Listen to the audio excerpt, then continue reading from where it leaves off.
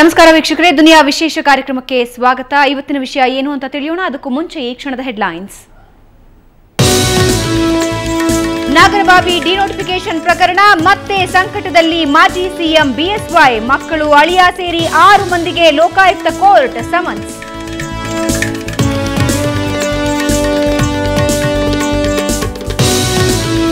ಖಣಿಸಂದ್ರ denotification ಪ್ರಕರಣ, ಕುಮಾರಸ್ವಾಮಿ ಚೆನ್ನಿಗಪ್ಪ ವಿರುದ್ಧ summons. ಖುದ್ದು ಹಾಜರಾಗಲು ಲೋಕಾಯುಕ್ತ ಕೋರ್ಟ್ ಆದೇಶ.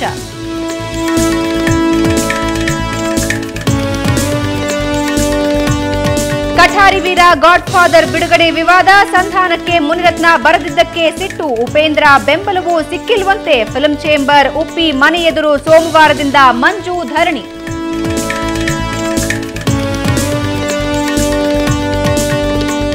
ಯಡಿಯೂರಪ್ಪ ವಿರುದ್ಧ ಸಿಬಿಐ ತನಿಖೆ ಶಿಫಾರಸು, ಸಿಇಸಿ ವರದಿ ಹಿಂದೆ ಹುನ್ನಾರ. ಬೆಂಗಳೂರಲ್ಲಿ ಕೆಎಸ್ ಈಶ್ವರಪ್ಪ ಹೇಳಿಕೆ.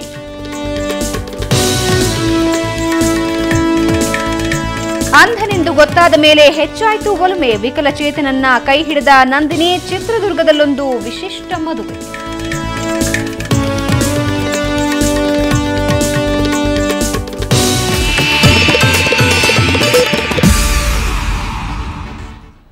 ಜನ ಅಭಿಮಾನಕ್ಕೋಸ್ಕರ ಏನಾದರೂ ಮಾಡ್ತಾರೆ. ಅದರಲ್ಲೂ ತಮ್ಮ ನೆಚ್ಚಿನ ನಟನನ್ನ ಅನುಕರಣೆ ಮಾಡಿ ಚಿತ್ರರಂಗದಲ್ಲಿ ತಳವೂರೋದಕ್ಕೆ ಸಾಕಷ್ಟು ಜನ ಪ್ರಯತ್ನ ಪಡ್ತಾರೆ.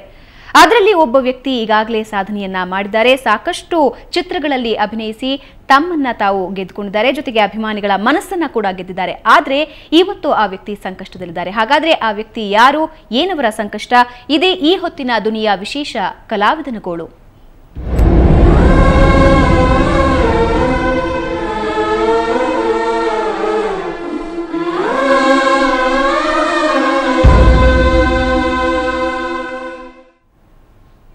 ಇವತ್ತು ನಾವು ನಿಮ್ಮ ಮುಂದೆ ತೋರಿಸ್ತಾ ಇರುವಂತಹ ವ್ಯಕ್ತಿ ಇಂದ್ರಜಿತ್. ಈಗಾಗಲೇ ಹಲವಾರು ಚಿತ್ರಗಳಲ್ಲಿ ಇವರು ಅಭಿನಯಿಸಿದ್ದಾರೆ. ಜೊತೆಗೆ ಕ್ರೇಜಿ ಸ್ಟಾರ್ ರವಿಚಂದ್ರನ್ ಅವರ ಕಟ್ಟ ಅಭಿಮಾನಿ. ಅವರ ಜೊತೆನೆ ಅವರ ತರಾನೇ ನಟನೆ ಮಾಡೋದ್ರ ಮೂಲಕ ಜೂನಿಯರ್ ರವಿಚಂದ್ರನ್ ಅಂತ ಎಲ್ಲರ ಹೆಗ್ಗಳಿಕೆಗೆ ಪಾತ್ರರಾಗಿದ್ರು.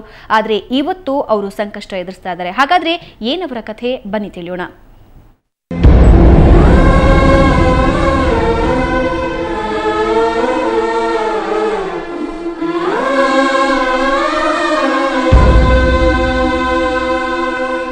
ಕಲಾವಿದನ ಬದುಕೆ ಹಾಗೆ.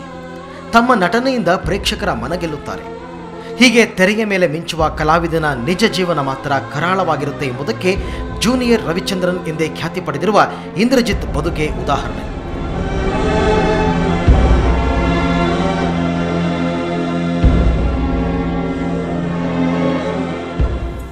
ಇಂದ್ರಜಿತ್ ಕ್ರೇಜಿ ಸ್ಟಾರ್ ರವಿಚಂದ್ರನ್ ಅವರ ಅಭಿಮಾನಿ. ಅವರ ಸ್ಫೂರ್ತಿಯಿಂದ ಚಿತ್ರರಂಗ ಪ್ರವೇಶಿಸಿ ಜೂನಿಯರ್ ರವಿಚಂದ್ರನ್ ಎಂದೇ ಖ್ಯಾತಿ ಪಡೆದವರು. ಅಗ್ನಿ IPS, ಸೆಂಟ್ರಲ್ ಜೈಲ್, ಯುವಶಕ್ತಿ ಚಿತ್ರಗಳಲ್ಲಿ ನಟಿಸುವ ಮೂಲಕ ಪ್ರೇಕ್ಷಕರ ಮನಗೆದ್ದರು. ಆದರೆ ಶಿಕಾರಿಪುರ ತಾಲೂಕಿನಲ್ಲಿ ನಡೆದ ಕಾರ್ಯಕ್ರಮವೊಂದರಲ್ಲಿ ನಟಿಸುತ್ತಿದ್ದ ವೇಳೆ ಜೂನಿಯರ್ ರವಿಚಂದ್ರನ್ ಕುಸಿದು ಬಿದ್ದರು.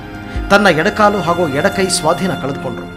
ಇದೀಗ ಹಾಸಿಗೆ ಹಿಡಿದಿರೋ ಜೂನಿಯರ್ ರವಿಚಂದ್ರನ್ ಕುಟುಂಬ ದಿನವೂ ಕಣ್ಣೀರಲ್ಲೇ ಕೈ ತೊಳೆಯುತ್ತಿದೆ.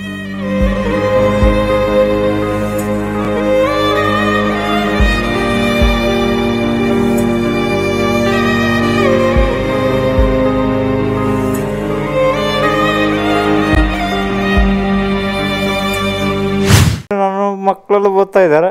ಅವ್ರಿಗೊಂದು ದಾರಿ ಆಗಬೇಕಿತ್ತು, ಭಾಳ ಆಸೆ ಇತ್ತು. ಇನ್ನೇನು ಸಾಲ ಫಲ ಯಾವುದಿಲ್ಲ, ಏನು ಹಂಗೆ ದುಡಿದ್ಬಿಟ್ಟು ಮಕ್ಳಿಗೊಂದು ದಾರಿ ಮಾಡೋಣ ತಲೆ ಆಲೋಚನೆ ಮಾಡುವಷ್ಟರಲ್ಲಿ ಭಗವಂತ ನನಗೆ ಒಂದು ದಾರಿ ಮಾಡಿಕೊಟ್ಟ. ಅವ್ರ ಗುಣ ಆದರೆ ನನ್ನ ಸಂಸಾರದ ಜವಾಬ್ದಾರಿ ಸರಿ ಹೋಗ್ಬೋದು ಅನ್ನೋದು ನನಗೆ ನಂಬಿಕೆ ಇದೆ. ಅದಕ್ಕೋಸ್ಕರ ನನ್ನ ಕಲಾವಿದರಿಂದ ಆಗಲಿ, ಮೀಡಿಯಾದವರಿಂದ ಆಗಲಿ, ಸಾರ್ವಜನಿಕರಿಂದಾಗಲಿ ಅವರಿಂದ ಏನಾಗುತ್ತೆ ಆ ಸಹಾಯ ಅವರಿಗೆ ಮಾಡಿ ಅವ್ರ ಜೀವಕ್ಕೊಂದು ತೊಂದರೆ ಆಗದಂತೆ ಕಾಪಾಡಿಕೊಟ್ರೆ ನಾವು ಚಿರಋಣಿ ಮೇಡಮ್. ಕ್ರೇಜಿ ಸ್ಟಾರ್ ಅವರ ಆದರ್ಶಗಳನ್ನು ಅಳವಡಿಸಿಕೊಂಡು ಜೂನಿಯರ್ ರವಿಚಂದ್ರನ್ ಎನಿಸಿಕೊಂಡಿರೋ ಇಂದ್ರಜಿತ್ ಇಂದು ಸಂಕಷ್ಟಕ್ಕೆ ಸಿಲುಕಿದ್ದಾರೆ. ಆದರೆ ಕನ್ನಡ ಚಿತ್ರರಂಗ ಅವರ ನೆರವಿಗೆ ಬಂದಿಲ್ಲ. ಇಂದ್ರಜಿತ್ಗೆ ನೆರವು ನೀಡಲು ಇಚ್ಛಿಸುವವರು ಈ ಮೊಬೈಲ್ ನಂಬರ್ 9487353479ಕ್ಕೆ ಸಂಪರ್ಕಿಸಬಹುದು. ಮಮತಾ ಮಾರ್ಧಾಳ, ಸುವರ್ಣ ನ್ಯೂಸ್ 24/7, ಬೆಂಗಳೂರು. ಕೇವಲ ಇಂದ್ರಜಿತ್ ಮಾತ್ರ ಅಲ್ಲ, ಹಲವಾರು ಮಹೋನ್ನತ ನಟರು ಕೂಡ ಇಂತಹ ಪರಿಸ್ಥಿತಿಗಳನ್ನ ಎದುರಿಸಿದ್ದಾರೆ, ಸಾಕಷ್ಟು ತೊಂದರೆಗಳನ್ನು ಅನುಭವಿಸಿದ್ದಾರೆ. ಅಂದ್ರೆ ಅನಾರೋಗ್ಯದ ಸಂದರ್ಭದಲ್ಲಿ ಅಥವಾ ಯಾರು ಸಹಾಯ ಮಾಡದಂತಹ ಸಂದರ್ಭದಲ್ಲಿ ಜೀವನದಲ್ಲಿ ಸಾಕಷ್ಟು ನೋವುಗಳನ್ನ ಅನುಭವಿಸಿದ್ದಾರೆ. ಅಂತಹ ಸ್ಥಿತಿ ಬರದೇ ಇರಲಿ ಅಂತ ನಾವು ಸಾಕಷ್ಟು ಬಾರಿ ಇದ್ರ ಬಗ್ಗೆ ವರದಿ ಕೂಡ ಮಾಡಿದ್ವಿ. ಇಂದ್ರಜಿತ್ ಕೂಡ ಇವತ್ತು ಅಂತಹ ಒಂದು ನೋವನ್ನು ಅನುಭವಿಸ್ತಾ ಇದ್ದಾರೆ. ಕನ್ನಡ ಚಿತ್ರರಂಗದಲ್ಲಿ ಹಲವಾರು ಚಿತ್ರಗಳಲ್ಲಿ ನಟಿಸಿದ್ದಾರೆ ಕೂಡ. ಸೊ ಇದ್ರ ಬಗ್ಗೆ ನಮ್ಮ ಜೊತೆ ಮಾತಾಡೋದಕ್ಕೆ ಸ್ವತಃ ಇಂದ್ರಜಿತ್ ನಮ್ಮ ಜೊತೆ ಇದ್ದಾರೆ, ಹಾಗೆ ಅವರ ಪತ್ನಿ ರುಕ್ಮಿಣಿ ನಮ್ಮ ಜೊತೆ ಇದ್ದಾರೆ. ಇಬ್ಬರಿಗೂ ಕಾರ್ಯಕ್ರಮಕ್ಕೆ ಸ್ವಾಗತ. ಹೇಗಿದ್ದೀರಾ ಇಂದ್ರಜಿತ್? ಈಗ ಸ್ವಲ್ಪ ಪರವಾಗಿಲ್ಲ ಮೇಡಮ್, ಆವತ್ತಿದ್ದಕ್ಕೂ ಈಗ ಇರೋದಕ್ಕೂ ಸ್ವಲ್ಪ ವ್ಯತ್ಯಾಸ ಕಾಣ್ತಾ ಇದೆ. ಎಷ್ಟು ದಿನದಿಂದ ಈ ರೀತಿ ತೊಂದರೆ ಆಗಿತ್ತು? ಹೆಚ್ಚು ಕಮ್ಮಿ 2 ತಿಂಗಳು ನಿಯರ್. ಕರೆಕ್ಟಾಗಿ 2 ತಿಂಗಳು ಮೇಡಮ್. ಸೊ ಈ ಚಿತ್ರರಂಗದ ಬಗ್ಗೆ ನಾವು ಸ್ವಲ್ಪ ಮಾತಾಡೋದಾದ್ರೆ, ಯಾವೆಲ್ಲ ಚಿತ್ರಗಳಲ್ಲಿ ಅಭಿನಯಿಸಿದ್ರೆ, ಮತ್ತೆ ರವಿಚಂದ್ರನ್ ಅವರ ಸ್ಫೂರ್ತಿಯಿಂದ ನೀವು ಜೂನಿಯರ್ ರವಿಚಂದ್ರನ್ ಅಂತ ಹೆಸರು ತಗೊಂಡ್ರಿ. ಈ ಚಿತ್ರರಂಗದ ಯಾನ ಹೇಗಿತ್ತು ನಿಮ್ದು? ಅಂದ್ರೆ ಚಿತ್ರರಂಗದಲ್ಲಿ ನಾನು ಎಂಟ್ರಿ ಆಗಬೇಕು ತುಂಬಾ ಆಸೆ ಇತ್ತು. ಅದಕ್ಕೆ ಸ್ಫೂರ್ತಿ ಅಂದ್ರೆ ರವಿ ಸರ್ನ ನೋಡಿ ನೋಡಿ ನನಗೆ ಸ್ಫೂರ್ತಿ. ಅದ್ರ ಜೊತೆಲಿ ಇನ್ನೊಂದೇನಂದ್ರೆ ಅವ್ರ ಪಿಕ್ಚರ್ ನೋಡಿದಾಗಲ್ಲ ಅದೇ ತರ ಬಟ್ಟೆ ಹಾಕೋದು, ಅದೇ ಥರ ಸ್ಟೈಲ್ ಮಾಡೋದು, ಅದೇ ಥರ ಓಡಾಡೋದು ಸಾಧ್ಯವಾದಷ್ಟು ಮಾಡ್ತಾ ಇದ್ದೆ. ಜನ ಅದನ್ನು ನೋಡಿ, ನಂದು ಕರ್ಲ್ ಹೇರ್ ಇತ್ತು, ಈಗ ಹುಷಾರಿಲ್ದಿರೋದಕ್ಕೆ ಇದೆಲ್ಲ ತೆಗೆಸ್ಬಿಟ್ಟಿದ್ದೀನಿ ಅಷ್ಟೇ. ಅವಾಗೆಲ್ಲ ಕರ್ಲ್ ಹೇರೇ ಇದ್ದಿದ್ದು. ಹಾಗೆ ನೋಡೋ ಜನನೂ ನನಗೆ ಸ್ವಲ್ಪ ಅದೇ ರೂಪದಲ್ಲಿ ನೋಡ್ತಾ ಇದ್ರು. ನೋಡಿದೆ ರವಿಚಂದ್ರನ್ ಕಣೋ ಅಂತ ಹುಡುಗಿರು ಹೋದರೂ ಅಷ್ಟೇ. ಯಾಕೆ ರವಿಚಂದ್ರನ್ ಅಂದರೆ ಹುಡುಗಿರು ಅಂತಲ್ಲ, ಅದು ಜನ ಅಷ್ಟೇ, ಅಷ್ಟು ಬೇಗ ನನ್ನ ಪ್ರೀತಿಸೋರು. ರವಿಚಂದ್ರನ್ ಕಣೋ ಅಂತ ಹಿಂಗೆ ತಿರುಗಿ ನೋಡೋರು, ಮತ್ತೆ ವಾಪಸ್ ಬಂದು ನೋಡಿ ಹೋದವರು ಇದ್ದಾರೆ. ಅದು ನನಗೊಂಥರ ಸ್ಫೂರ್ತಿ ಆಯಿತು. ಅಲ್ಲಿಂದ ಚಿತ್ರರಂಗದಲ್ಲಿ ಓಡಾಡಿದೆ. ನನಗೆ ಯಾಕೋ ಸೆಟ್ ಆಗಲಿಲ್ಲ ಅಂತ ಹೇಳ್ಬೋದು. ಕೆಲವು ಪಿಕ್ಚರ್ ಮಾಡಿದೆ. ಅಗ್ನಿ-IPS, ಸೆಂಟ್ರಲ್ ಜೈಲ್, ಯುವಶಕ್ತಿ, ಕೋಣ ಇದೈತೆ, ಆಪರೇಷನ್ ಅಂತ, ದಿ ಕಿಲ್ಲರ್, ಇಂಥ ಪಿಕ್ಚರ್ಗಳೆಲ್ಲ ಮಾಡಿದೆ. ಆದರೂ ಕೂಡ ನನಗೆ ಸ್ಯಾಟಿಸ್ಫೈಡ್ ಆಗುವಂಥ ಕ್ಯಾರೆಕ್ಟರ್ಗಳು ಯಾವುದೂ ಸಿಕ್ಕಿಲ್ಲ. ಆಮೇಲೆ ಅದೇ ಟೈಮಲ್ಲಿ ನನಗೇನಾಯಿತು, ಈ ರಂಗ ಕೈ ಬೀಸಿ ಕರೀತು. ಅಂದರೆ ಆರ್ಕೆಸ್ಟ್ರಾ ಫೀಲ್ಡು, ಆಮೇಲೆ ರಸಮಂಜರಿ ಕಾರ್ಯಕ್ರಮ, ಇದು ನನ್ನ ಕೈ ಬೀಸಿ ಕರೀತು. ಇದ್ರಲ್ಲಿ ದುಡಿಮೆಗೂ ದಾರಿ ಇತ್ತು. ಚಿತ್ರರಂಗದಲ್ಲಿ ದುಡಿಮೆಗೆ ದಾರಿ ಇರಲಿಲ್ಲ ನನ್ನ ಹತ್ರ. ನಾನಾಗಿ ನಾನು ಹೋಗಿ ಕೇಳಬೇಕು, ನಾನಾಗಿ ನಾನು ನನ್ನ ವ್ಯವಹಾರ ಮಾಡ್ಕೋಬೇಕು, ನಾನಾಗಿ ಕೈಯಿಂದ ಖರ್ಚು ಮಾಡ್ಕೊಂಡು ಹೋಗಬೇಕು, ಈ ಥರ ಇತ್ತು. ಇಲ್ಲಿ ಬಂದಮೇಲೆ ತನ್ನಷ್ಟು ಊಟಕ್ಕೂ ದಾರಿ ಆಯಿತು ಅನ್ನೋ ಮಟ್ಟಕ್ಕೆ ನಡೀತಾ ಇತ್ತು. ಓಕೆ ರುಕ್ಮಿಣಿ ಅವರೇ, ಜೂನಿಯರ್ ರವಿಚಂದ್ರನ್ ಅಂತಾನೆ ಸಾಕಷ್ಟು ಖ್ಯಾತಿ. ನಾವು ಫೋಟೋಸ್ ನೋಡುವಾಗ ನಿಜವಾಗ್ಲೂ ಆಶ್ಚರ್ಯ ಆಗುತ್ತೆ. ಒಂದು ಕ್ಷಣಕ್ಕೆ ಎಲ್ಲರೂ ಕೂಡ ಬೆಚ್ಚಿ ಬಿದ್ದುಬಿಡ್ಬೋದು, ಅಂದ್ರೆ ರವಿಚಂದ್ರನ್ನೇ ಅಂತ ಅನ್ಸ್ಬಿಡೋ ಅಷ್ಟರ ಮಟ್ಟಿಗೆ ಹೋಲಿಕೆ. ಆ ರೀತಿ ಹಾವಭಾವ, ವೇಷಭೂಷಣ ಎಲ್ಲ ಮಾಡ್ಕೊಳ್ತಾ ಇದ್ರು. ನಿಮಗೆ ಹೇಗೆ ಅನ್ನಿಸ್ತಾ ಇತ್ತು ಇವ್ರು ಈ ರೀತಿ ನಟನೆಯಲ್ಲಿ? ಇದ್ದ ಸ್ಥಿತಿ ನೋಡಿದರೆ, ಈಗ ಇರೋ ಸ್ಥಿತಿ ನೆನೆಸಿದ್ರೆ, ಸೊ ಈ ಪರಿಸ್ಥಿತಿ ನಮಗೆ ಬರುತ್ತೆ ಅಂತ ನಾವು ಯಾವುದೇ ರೀತಿಯಲ್ಲೂ ನೆನೆಸಿರಲಿಲ್ಲ. ಅವರು ಹೋಗುವಾಗಲೂ ಚೆನ್ನಾಗೇ ಹೋಗಿದ್ದಾರೆ. ಶಿಕಾರಿಪುರ ಪ್ರೋಗ್ರಾಮ್ಗೆ ಹೋಗ್ಬೇಕಾದ್ರೆ ಚೆನ್ನಾಗೇ ಹೋಗಿದ್ದಾರೆ. ಅಲ್ಲಿ ಹೋಗಿ 1-2 ಸಾಂಗ್ ಕೂಡ ಮಾಡಿದ್ದಾರೆ. ಅಣ್ಣಯ್ಯ ಸಾಂಗ್ ಮಾಡಬೇಕಾದ್ರೆ ಫಸ್ಟ್ ಟೈಮ್ ಅವ್ರಿಗೆ ಕೈ ಸ್ಟಕ್ ಆಗಿದೆ. ಅದರಲ್ಲೂ ಅವರು ಅದನ್ನು ಕಂಪ್ಲೀಟ್ ಮಾಡಬೇಕು ಅಂತ ಆ ಸಾಂಗ್ಸ್ನ ಕಂಪ್ಲೀಟ್ ಮಾಡಿದ್ದಾರೆ. ಕಂಪ್ಲೀಟ್ ಮಾಡಿ ಗ್ರೀನ್ ರೂಮ್ಗೆ ಹೋಗ್ಬೇಕಾದ್ರೆ ಮೆಟ್ಲಿಳಿವಾಗ ಅವ್ರಿಗೆ ಕಾಲು ಕೂಡ ಸ್ಟಕ್ ಆಗಿದೆ. ಮತ್ತು ಅವ್ರಿಗೇನು ಮಾಡೋಕ್ಕಾಗಿಲ್ಲ, ಅಲ್ಲೇ ಕುಸಿದು ಬಿದ್ದಿದ್ದು. 19ನೇ ತಾರೀಕು ಫೆಬ್ರವರಿ 7:15 ಅವ್ರಿಗೆ ಆ ಥರ ನಡೆದಿದ್ದು ಘಟನೆ. ಸರಿ, ನಾವು ಬೆಂಗಳೂರಲ್ಲಿದ್ದೀವಿ, ಇವರು ಶಿಕಾರಿಪುರದಲ್ಲಿದ್ದಾರೆ. ಅವರು ಹೋಗಿದ್ದ ಕಡೆ ಎಲ್ಲ ನಾನೇನು ಹೋಗಲ್ಲ, ಅವರೇ ಹೋಗಿ ಬರ್ತಾ ಇದ್ರು, ಇಂಡಿಪೆಂಡೆಂಟ್ ಆಗಿ ಹೋಗ್ತಾ ಇದ್ರು, ಬರ್ತಾ ಇದ್ರು. ಬೇರೆ ಬೇರೆ ಜಾಗಗಳಲ್ಲಿ ಹೋಗಿ ಈ ರೀತಿ ಎಲ್ಲ ಕಾರ್ಯಕ್ರಮ ಎಲ್ಲ ಊರು ಕರ್ನಾಟಕದಲ್ಲಿ ಎಲ್ಲ ಹಿರಿಯ ಕಲಾವಿದ ಕ್ರೇಜಿ ಸ್ಟಾರ್ ಯಾರು ಕೂಡ ಇವತ್ತಿಗೂ ಕೂಡ ಅವರ ಹಾವಭಾವ, ಅವರ ನಟನೆ, ಅವರ ಚಿತ್ರಗಳನ್ನ ಯಾರು ಮರೆಯೋದಕ್ಕಾಗೋದಿಲ್ಲ. ಇವತ್ತಿಗೂ ಕೂಡ ಹೊಸ ಹೊಸ ಎಕ್ಸ್ಪೆರಿಮೆಂಟ್ ಮಾಡ್ತಾನೆ ಇರ್ತಾರೆ ರವಿಚಂದ್ರನ್ ಅವರು. ಸೊ ಅವರನ್ನ ಇವರು ಅನುಕರಿಸ್ತಾ ಇದ್ರು, ಜೂನಿಯರ್ ರವಿಚಂದ್ರನ್ ಅಂತ ಎಲ್ಲರೂ ಹೇಳ್ತಾ ಇದ್ರು. ಹೇಗೆ ಅನಿಸ್ತಾ ಇತ್ತು? ಅವ್ರ ಟ್ಯಾಲೆಂಟ್ ನ ಮೀರ್ಸಕ್ಕೆ ಇನ್ನೊಂದು ಒಬ್ಬ ಕಲಾವಿದ ಹುಡ್ತಾನೆ ಅಂದ್ರೆ ನಾ ಅಸಾಧ್ಯ ಅಂತ ಹೇಳ್ತೀನಿ. ರವಿಚಂದ್ರನ್ ಅವ್ರ ಟ್ಯಾಲೆಂಟ್ ನ ಯಾವುದೇ ಒಬ್ಬ ಕಲಾವಿದನು ಮಾಡೋಕ್ಕೆ ಸಾಧ್ಯ ಇಲ್ಲ ಅಂತ ನಾನು ಅನ್ಕೊಳ್ತೀನಿ. ಬಟ್ ಅದನ್ನೇ ಇವರು ಅಳವಡಿಸ್ಕೊಂಡು ಇವ್ರ ಜೀವನದಲ್ಲಿ, ಬಟ್ ನಮಗೆ ಒಂದು ಜೀವನಕ್ಕೆ ಒಂದು ದಾರಿ ಆಯಿತು. ಅದನ್ನು ಅಳವಡಿಸ್ಕೊಂಡು ಇವರು ವೃತ್ತಿಯಾಗಿ ನಡ್ಸ್ಕೊಂಡು ಹೋಗಿದ್ರಿಂದ ನಮ್ಮ ಜೀವನಕ್ಕೊಂದು ಆಧಾರ ಆಗಿತ್ತು. ಆಕಸ್ಮಿಕ ಅಂತ ಈಗ ಆ ಥರ ಆಗಿರೋದ್ರಿಂದ ನಮಗೆ ಮುಂದಿನ ಜೀವನದ ಬಗ್ಗೆ ಸ್ವಲ್ಪ ಕಾಳಜಿ ವಹಿಸ್ಬೇಕಾಗಿ ಬರುತ್ತೆ. ಬಟ್ ಅವ್ರ ಮುಂದೆ ಇದೇ ಥರ ಫೀಲ್ಡಿಗೆ ಹೋಗ್ಲಿಕ್ಕೆ ಸಾಧ್ಯನಾ ಇಲ್ವಾ ಅನ್ನೋದು, ಅದು ಅವರು ಚೇತರಿಸ್ಕೊಂಡ್ರೆ ಮಾತ್ರನೇ ಸಾಧ್ಯ ಅನ್ನೋದು ಕೂಡ ಕೆಲವು ಟೈಮ್ ಯೋಚನೆ ಮಾಡಿದ್ದೀನಿ. ಈಗೇನು ಅನ್ನಿಸ್ತಾ ಇದೆ ಅಂದರೆ, ಇವಾಗ ಅವ್ರ ಪರಿಸ್ಥಿತಿ ಈಗಿರೋದ್ರಿಂದ ಅವ್ರನ್ನ ಈ ನಮ್ಮ ದುನಿಯಾ ಕಾರ್ಯಕ್ರಮ ನೋಡ್ತಾ ಇರೋ ವೀಕ್ಷಕರಿಗೆ ಹೇಳ್ತೀನಿ, ಅವ್ರನ್ನ ಅಭಿಮಾನಿಸಿ ಪ್ರೀತಿಸಿ ಮತ್ತು ಪ್ರೋತ್ಸಾಹಿಸಿರುವಂಥ ಆಡಿಯನ್ಸ್ ಇದ್ದಾರೆ. ಅಂಥವ್ರಿಂದ ಏನೇ ಆಗಲಿ ಒಬ್ಬ ಜೂನಿಯರ್ ಕಲಾವಿದನಿಗೆ ಏನಾಗುತ್ತೋ ಅವರಿಂದ ಸಾಧ್ಯವಾಗಿ ಉಳಿಸ್ಕೊಡ್ಲಿ ಅಂತ ನಾನು ಅವರನ್ನ ಬೇಡ್ಕೊಳ್ತೀನಿ. ಓಕೆ ಇಂದ್ರಜಿತ್ ಅವರೇ, ನಿಮ್ಮ ಚಿತ್ರ ಜೀವನ ಹೇಗಿತ್ತು? ಸಾಕಷ್ಟು ಫಿಲ್ಮ್ಸ್ ಮಾಡಿದ್ರಿ, IPS ಮಾಡಿದ್ರಿ, ಸೆಂಟ್ರಲ್ ಜೈಲ್, ಯುವಶಕ್ತಿ, ಹಲವಾರು ಚಿತ್ರಗಳನ್ನ ಮಾಡಿದ್ರಿ. ತೃಪ್ತಿ ಕಾಣಲಿಲ್ಲ ಮೇಡಮ್ ಅದರಲ್ಲಿ. ನಾನು ನಿಜ ಹೇಳಬೇಕು ಅಂದರೆ ಚಿತ್ರರಂಗದಲ್ಲಿ ನಾನು ತೃಪ್ತಿ ಕಾಣಲಿಲ್ಲ, ಒಂದು ಎಳ್ಳಷ್ಟು ತೃಪ್ತಿ ಕಾಣಲಿಲ್ಲ. ಅದೇ ಈ ಫೀಲ್ಡಿಗೆ ಬಂದಮೇಲೆ ನಾನು ಸಂತೋಷ ನೆಮ್ಮದಿ ಅನ್ನೋದು ಪಡೆದಿದ್ದೀನಿ. ಏನು ನಂಗೆ ತೊಂದರೆ ಆಗಿಲ್ಲ ಈ ಫೀಲ್ಡಲ್ಲಿ.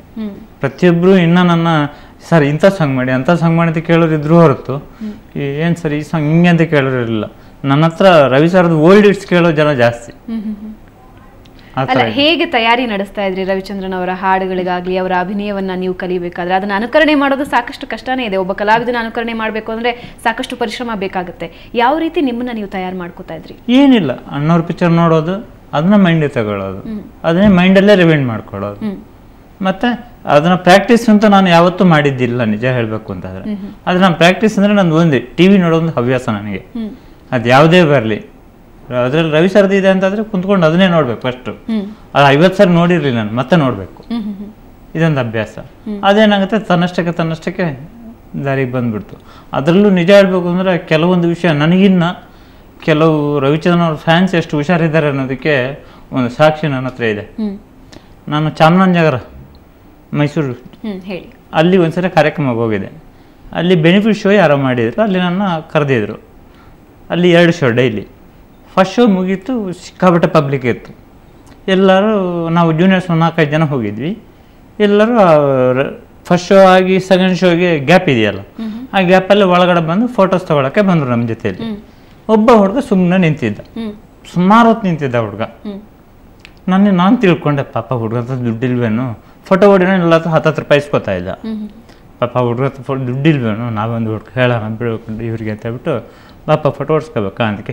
ಇಲ್ಲ ಸರ್ ನಿಮ್ಮ ಹತ್ರ ಮಾತಾಡಬೇಕು ಅಂದ. ಈಗ ನನ್ನ ಹತ್ರ ಏನಪ್ಪ ಯಾರು ನೀನು ಅಂದೆ. ಇಲ್ಲ ಮಾತಾಡ್ಬೋದಾ, ಬೇಜಾರಿಲ್ವಾ ಅಂದ. ಇಲ್ಲ ಮಾತಾಡ್ಬೋದು, ಬಾಪ ಇಲ್ಲೇ ಬಾ ಅಂದ. ಸರಿ ಇಲ್ಲೇ ಬಂದು ಕೂರಿಸ್ಕೊಂಡು ಮಾತಾಡಿದೆ.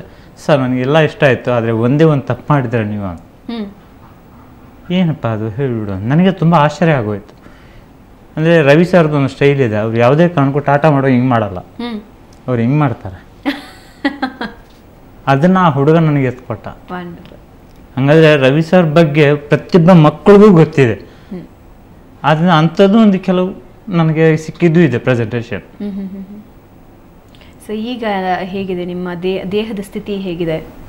ದೇಹದ ಸ್ಥಿತಿ ಅದೇ ಸಂತೋಷಕ್ಕೆ, ನಿಮ್ಮನ್ನೆಲ್ಲ ನೋಡಿರೋ ಸಂತೋಷಕ್ಕೆ ಚೆನ್ನಾಗಿದೆ ಅಂತ ಹೇಳ್ಕೋಬೇಕಷ್ಟೇ. ಇವಾಗಲೂ ನನಗೆ ಒಂದು ಅರ್ಧ ಗಂಟೆ ಕೂತ್ಕೊಳ್ಳೋಕ್ಕಾಗಲ್ಲ, ಬ್ಯಾಕ್ ಪೇನ್ ಬಂದ್ಬಿಡುತ್ತೆ. ಆಮೇಲೆ ಎಡಗೈ ಏನು ಮಾಡೋಕ್ಕಾಗಲ್ಲ, ಏನು ಕೆಲಸ ಮಾಡಿ ಇಷ್ಟು ಮಾಡ್ಬೋದು. ಅದು ಸ್ವಲ್ಪ ದಿವಸ ಮೆಡಿಸಿನ್ ತಗೋತಾ ಇರೋದ್ರಿಂದ ಇದಿಷ್ಟು ಅಲ್ಲಾಡ್ತಾ ಇರೋದು. ಇಲ್ಲಾಂದ್ರೆ ಫುಲ್ ಹಿಂಗೆ ಅಲ್ಲಾಡೋದು. ಈ ಲೆಫ್ಟ್ ಯಾವುದು ಯೂಸೇ ಆಗ್ತಾ ಇಲ್ಲ ನನಗೆ. ಎಡಕಾಯಿ ಆಗಲಿ, ಎಡಕಾಲಾಗಲಿ, ಈ ಲಿಪ್ ಆಗಲಿ, ಇಲ್ಲಿ ಹಿಂಗೆ ಬಾಯಿಗೆ ತುತ್ತಿಕ್ತಾ ಇದ್ರೆ ಈ ಕಡೆ ಕೆಳಗಡೆ ಬೀಳೋದು. ಇವಾಗಲೂ ಏನೋ ಟೆನ್ಷನ್ ಆದ್ರೆ ಆಯಿತು ಅಂದರೆ, ಅಥವಾ ಫೋನಲ್ಲಿ 5 ನಿಮಿಷ ಮಾತಾಡಿದೆ. ಈಗ ಫೋನ್ ನಾನು ಅಟೆಂಡ್ ಮಾಡೋದು, ಎಲ್ಲ ನಮ್ಮ ಮನೆಯವರೇ ಮಾಡೋದು.